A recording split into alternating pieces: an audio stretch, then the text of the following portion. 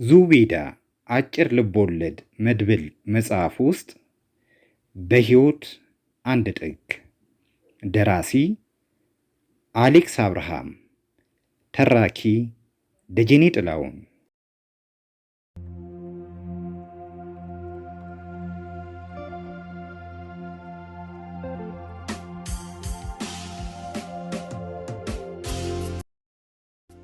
ትላንትና እሑድ እነ ሮዛ ቤት አንድ ሰው እየመጣና በሩን አንኳኳ። እኔ ሮዛና የሮዛ እናት ተመስጠን ፊልም እያየን ነበረ። ሮዛ አብሮ አደግ ጎረቤቴ ናት። አስቴር ደግሞ እናቷ፣ ለኔም እናቴ ማለት ነችረ። የኔና የሮዛ ፍቅር ለብቻው ነው። ከሕፃንነታችን ጀምሮ ንጹሕ የሆነ ምንም ጾታዊ ክጃሎት ውል ያላለበት ፍቅር እንዳለን አገር ምድሩ ምስክር ነው። እህቴ ሮዚ ነው እምላት። ታዲያ ዩኒቨርሲቲ ቆይታ ለረፍት መምጣቷ ነበረ። የሚገርመው እናቴና የሮዛ እናት አስቴር የመረረ ጥል ያላቸው ኩርፈኞች ናቸው። ግን እኔም የነ ሮዛ ቤት ሮዛም የኛ ቤት ልጆች ነን። ስለ እናቴ አስቴር ፊት ከተነሳ ውይ የእሷን ነገር አታንሳብኝ፣ ጋኔል ምን ያደርጋል እንዳንተ አይነት መልአክ ወለደች ትለኛለች። እናቴን ለኔ ታማልኛለች። ሰው አይደለችም እኮ ትላታለች ደጋግማ። በእናቴ የመጣብኝን ሰው ይቅር ብዬ አላውቅም። አስቶ ግን ስትረግማት እንኳ ምርቃት የሚመስለኝ ለምን እንደሆነ እንጃ። ሮዛ እኛ ቤት ስትመጣ ደግሞ እናቴ በተራዋ ለሮዛ ስለ እናቷ ክፋት፣ ጋኔልነት ትነግራታለች። እናትሽ ምን እናት ናት ይቺቴ?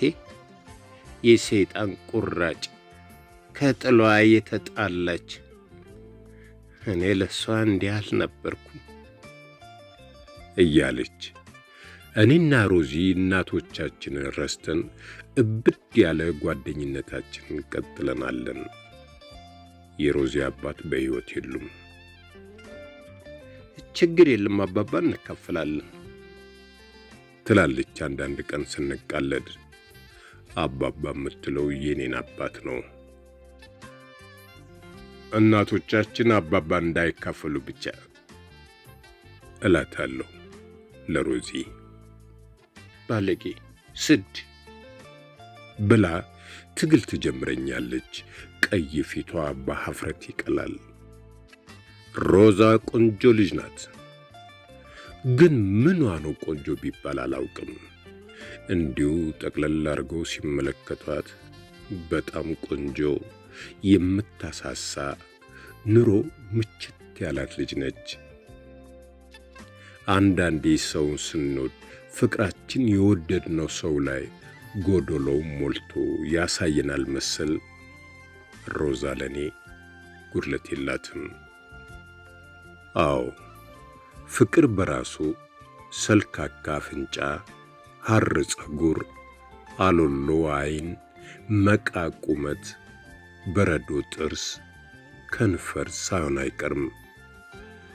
ለነገሩ ሮዚን የሚጠይቃት ጎረምሳ ብዛትም ለሳቢነቷ ተጨማሪ ምስክር ነው። ሮዛን የጠየቁትን ጎረምሶች እኔና ሮዚ የዕለት ውሎ መመዝገቢያችን ላይ እንመዘግብ ነበረ። የሚገርመው ዳያሪያችን አንድ ነበረች። ሁለታችንም ውሏችን የምንመዘገብባት። ለሮዛ የሚላክ የፍቅር ደብዳቤን አብረን ነው የምናነበው። እኔም ለሴት የምልከውን አብረን ጽፈን እናውቃለን። ታዲያ ሮዛ ብትሞት ለፍቅር አትሸነፍም። ትምህርቷ ላይ አትደራደርም። ልቧ የገባም ወንድ የለም። ወንዶች ጅል ይመስሉኛል ትላለች በተደጋጋሚ። አባቷ እናቷ ላይ ያደረሰው በደል ሁሉ ነፍሱን ይማረውና መጥፎ ጠባሳ ጥሎባታል። አባቷ ሲበዛ መልከ መልካም ሽቅርቅር ሰው ነበረ። በዛ ላይ አይጠጣ አያጨስ። በጊዜ ነው ቤቱ የሚገባው። በጊዜ ገብቶ ታዲያ ዋናው ስራው እናቷን አስቴርን መደብደብ ነበረ። እነ ሮዚ ቤት አባቷ ካመሸ ደስታ ነበረ። እንዴ የአስቴርን ጥርሷን ሁሉ አውልቆት ወርቅ ጥርስ አስተክሎላታል። ሮዛ ልቡ ውስጥ የነበረውን ወንድን የመሻት ተፈጥሯዊ ስሜት ግን ነቅሎ ባዶውን ትቶታል።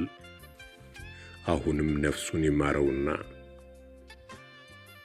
የሚምረው እንኳን አይመስለኝም። እና ትላንትና እሑድ እነ ሮዛ ቤት አንድ ሰው እየመጣና በሩን አንኳኳ።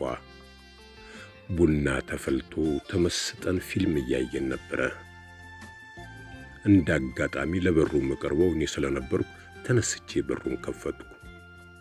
ከተወለደ ጀምሮ ዛሬ ገና የዘነጠ የሚመስል ሙሉ ግራጫ ልብስ የለበሰ ቀጫጫና ረጅም ሰውዬ በሩ ላይ እየተሽቆጠቆጠ ቆሟል። ሰውየው ሙሉ ልብስ ቢለብስም ለምን እንደሆነ እንጃ ሙሉ ልብስ የለበሰ አይመስልም። መቼም ሕይወት በሰዎች ዓይን ፊት ስታጎልህ እንኳን ሙሉ ልብስ ሙሉ ብርጌድ አሰልፈ ብትመጣ ግርማ ሞገስ የሚባል ነገር አይጠጋህም። ቅልል ትላለህ፣ ቀትረ ቀላል ትሆናለህ። ሰላም አልኩት። እየተሽቆጠቆጠና ዳማከሴ እንደማይሰው እጆቹን እርስ በርስ እያፋጠገ ሰላምታዬን ከወገቡ ጎብጦ መለሰልኝ። ከርዝመቱና ከእንቅስቃሴው ፍጥረት የተነሳ ለሰላምታ ከወገቡ ሲታጠፍ ከላይ ተምዘግዝጎ የመጣ የሆነ ወገቡ ላይ ተሰብሮ የሚወድቅ ባህር ዛፍ ነበር የሚመስለው። ይሄ የነ ሮዛ ቤት ነው አይደል? አለና ራሱ መልሱን መለሰው። አዎ ነው አውቀዋለሁ። አነጋገሩ የሚርበተበትና ካፉ የሚወጡት ቃላት በጠባብ በር እንደሚወጣ ብዙ ሕዝብ የሚገፋፉና የሚተሻሹ ይመስላሉ። ዝም ብዬ ስመለከተው የሮዛ እናት ይኖራሉ ወይም አባቷ አለና መልሶ ለራሱ አውቃለሁ፣ አባቷ እንኳን በሕይወት የሉም፣ ግን እናቷ ተርበተበተ። እናቷ አለች አልኩት። ልግባ ሲል ገነት በር ላይ የቆምኩ መልአክ የሆንኩ እስኪመስለኝ ወደ ቤቱ ውስጥ በጉጉት ዓይኖቹን ልኮ ለማየት እየሞከረ ለመነኝ። ግባ ብዬ በሩን ለቀኩለት። ገባ። አረማመዱ የሆነ የሚጮህ አይነት ነው። የሚራመድ ሳይሆን በአንድ እግሩ ብቻ የሚዘል አይነት። ላይታች ያረገርጋል። ዕድሜው 35 ቢሆን ነው። የሮዛን እናት በሁለት እጁ ሰላም ብሎ ወደ ሮዛ ዞረ። እሷንም በሁለት እጁ ሰላም አላት። ሲመለስ የኔን እግር ረገጠና ተንገዳግዶ ጠረጴዛው ጫፍ ላይ ተቀምጦ የነበረውን ባዶ ሲኒ ከነበለው። ሲኒው ስር ቀርቶ የነበረው የረጋ የቡና ዝቃጭ ምንጣፉ ላይ ጥቁር ደም መስሎ ተረጨ። ይህ ሰው መርዶ ይዞ ነው እንዴ መጣው? ምን ያደናብረዋል? ካስቱ ፊት ለፊት ተቀመጠ። ሁላችንም ምን እንደሚል ለመስማት አይን አይኑን እናየው ጀመረ። ሰላም ነው ታዲያ እትዬ አስቴር አለ። እግዚአብሔር ይመስገን ደህና ነኝ። ፊቷ ላይ የት ይሆን የሚያውቀኝ የሚል ግርታ ይታያል። በፈገግታ ልሸፍነው ብትሞክርም አልተሳካላት። ልጆች ሰላም ናቸው? ማለቴ ልጆት? አዎ፣ አንድ ልጅ ብቻ ነች ያለችው አለ። ወደ ሮዛ አየት አርጎ መልሶ እየተሽቆጠቆጠ ወደሚያፍተለትለው መዳፏ አቀረቀረ። ላቡ ቅንድቡ ላይ ችፍፍ ብሎ በግልጽ ይታያል። ሲጨነቅ ደግሞ ያጠናውን ነበር የሚናገረው። ያስታውቃል። ላቡን በመዳፉ አንድ የሞዠቀውና መዳፉን አየት አርጎ በኮቱ እጅጌ እንደገና ግንባሩን ጠረገው። ደህና ናት አለች አስቱ። እናም ኮስተር ብላየችኝ። ትከሻይም በቀስታ ወደ ላይ ሰበኩት። ያየችኝ ማን ነው ማለቷ ሲሆን እኔም በትከሻይ ምላስ እኔ እንጃ አልኳት። ለትንሽ ደቂቃ እንግዳውም አቀርቅሮ እኛም እንግዳው ላይ አፈጠን እንደቆየን እንግዳው ተናገረ። አንተ አብርሃም ነህ? እዚህ ጎረቤት ያለው ልጅ አይደለህም እንዴ አለኝ። አዎ፣ ያው ለሮዛ ወንድሟ ማለት ነው። ማዘርም ጋር ትቀራረባለ። ያው ልጃቸው ማለት እኮ ነው። አዎ፣ ያው ልጅ ማለት ነው አለችው አስቱ። ጥሩ፣ ያው ቤተሰብ ጉዳይ ስለምናወራ ላረጋግጥ ብዬ ነው አለ ወደ አስቴር በፈገግታ እየተመለከተ። ፈገግታው ይጨንቃል። ከንፈሮቹ ወይ በደንብ አይከፈቱ ወይ አይገጠሙ፣ እንዲሁ ሄድ መለስ እያሉ ይንቀጠቀጣሉ። በማጨድ የተጋጠ የሚመስል ጺሙ ቅሪቱን አጥንታም ጉንጩ ላይ ዘርቶት በሽተኛ አስመስሎታል። ጥላሸት የተዘራበት አጥንታም ጉንጭ ደግሞ እኮ ሲያረጉ አይቶ ቅርጽ። አፉ በጺሙ ተከቦ ሲታይ በኮሻሽላ ዙሪያውን የታጠረ የደረቀ የውሃ ጉድጓድ ይመስላል። ወቸ ጉድ! ምን ሊል ይሆን? ጭንቀት ገደለኝ። የመጣሁት ሌላ የሚመጣልኝ ሰው ስለሌለ ነው። ላቀው እባላለሁ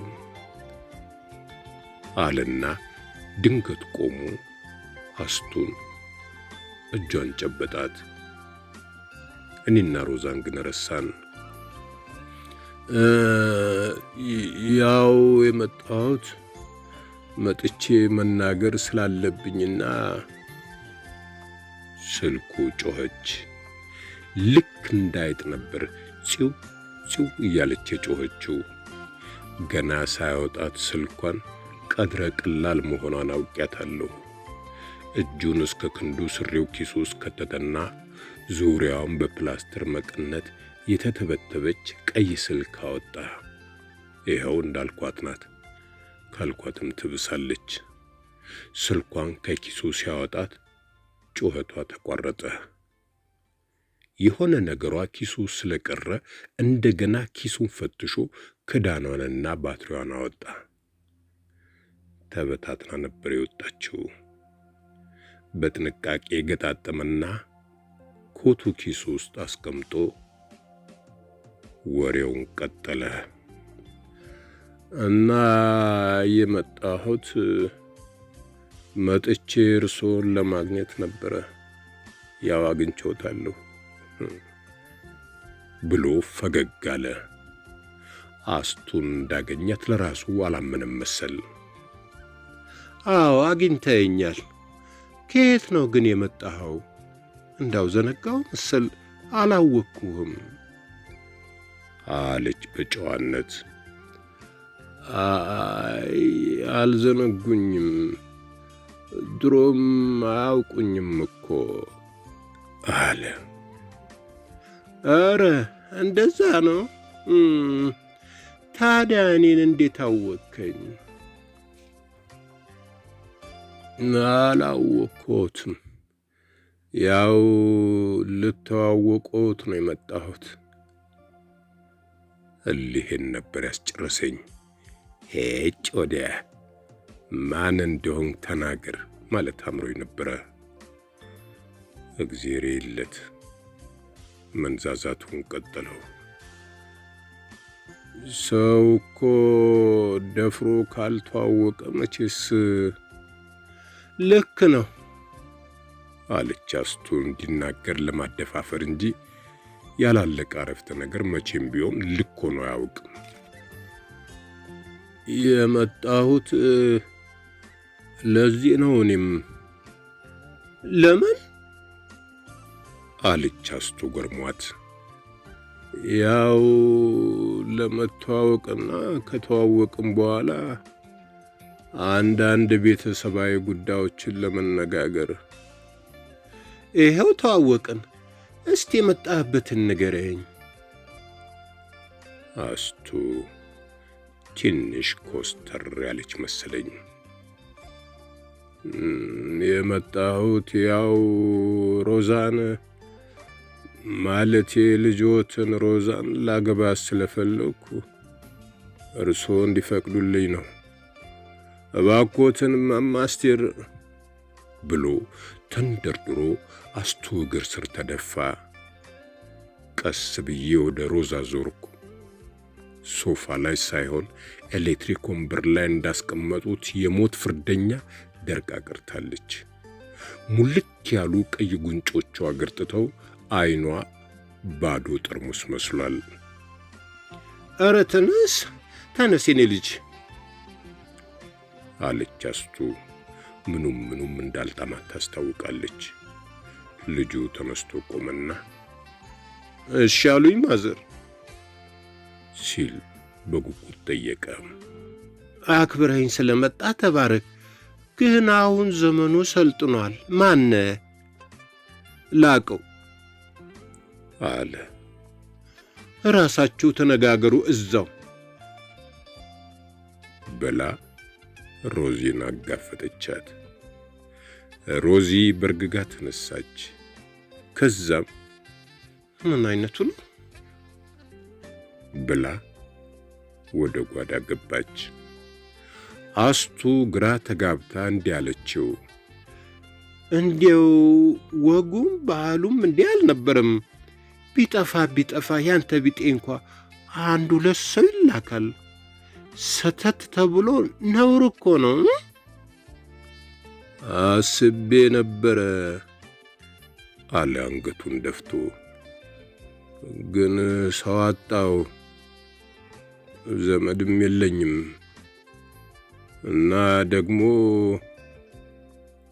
የምነግራቸው ሰዎች ሁሉ ለራስህ ሳትሆን ሚስት ጠግበ ሳትበላ ሌላ ዕዳ መጨመር እያሉ አሸማቀቁኝ።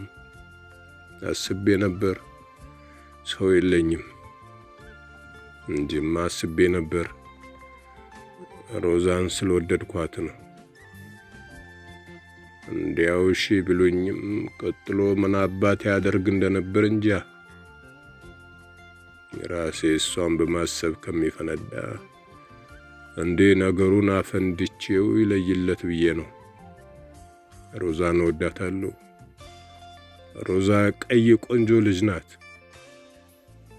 ሰው ለራሱ ሽማግሌ ቢሆን አልኩ። ትክክለኛው ሽማግሌ እኔ ነኝ። የሮዛን ፍቅር ምን ያህል እንዳለምኩት የሚያውቅ ሽማግሌ ማን አለ? በማድርባት የፈራረሰች ቤት ብርሃን የዘራችው ማን ናት? ሮዛ ናት።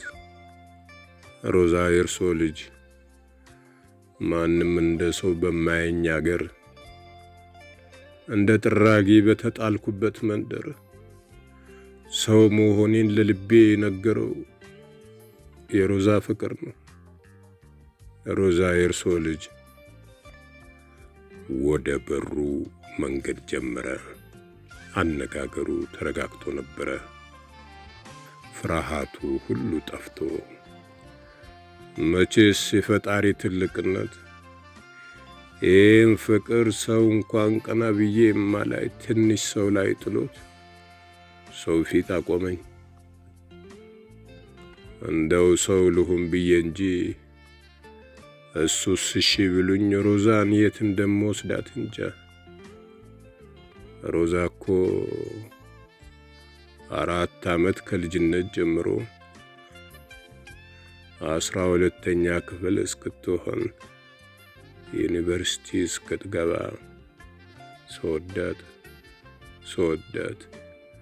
ስወዳት ከረምኩ።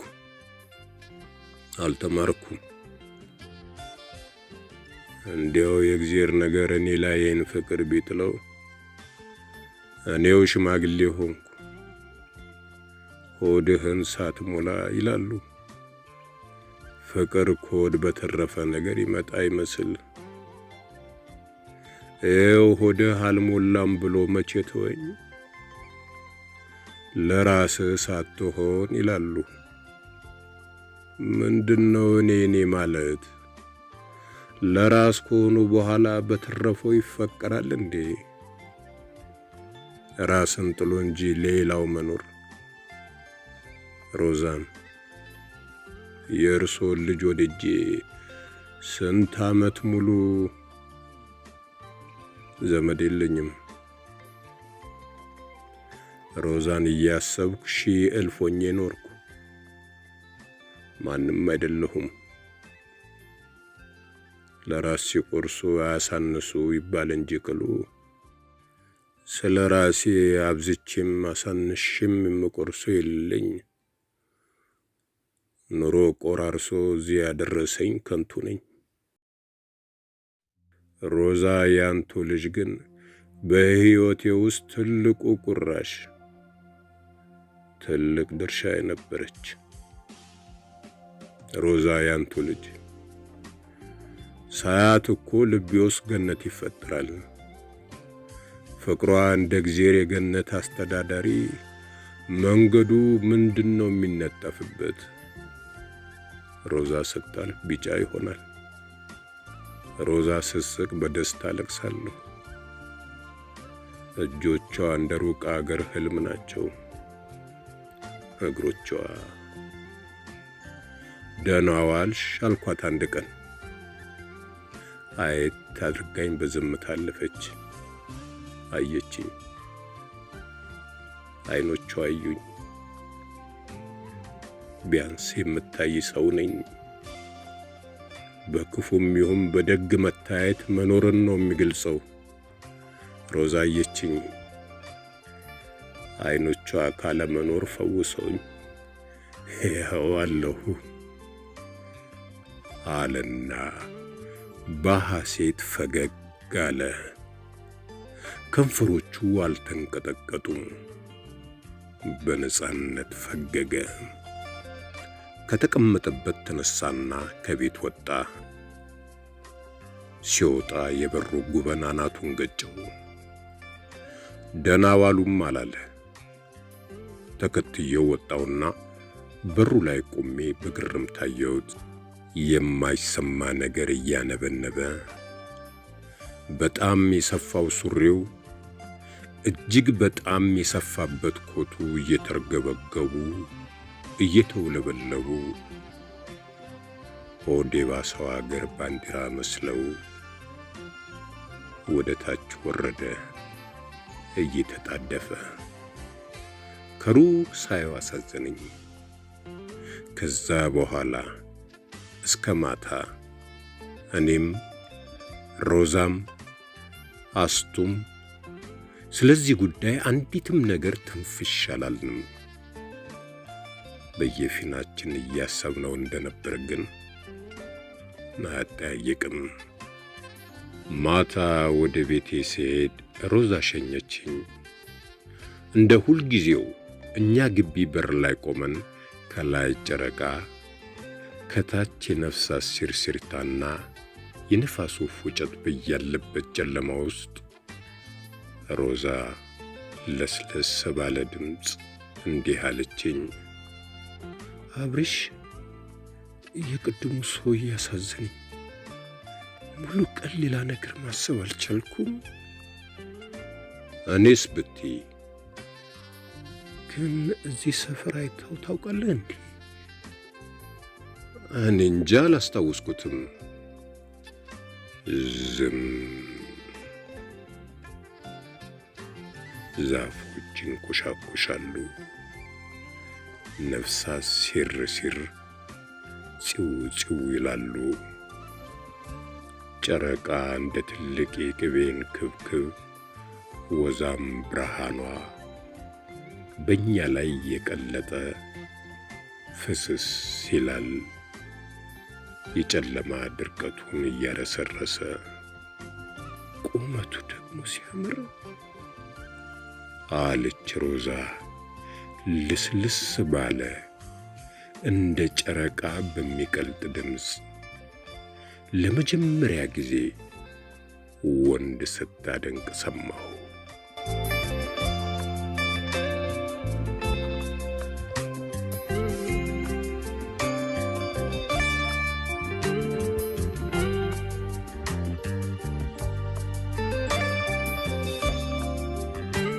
ትረካውን እንደወደዳችሁት ተስፋ እናደርጋለን።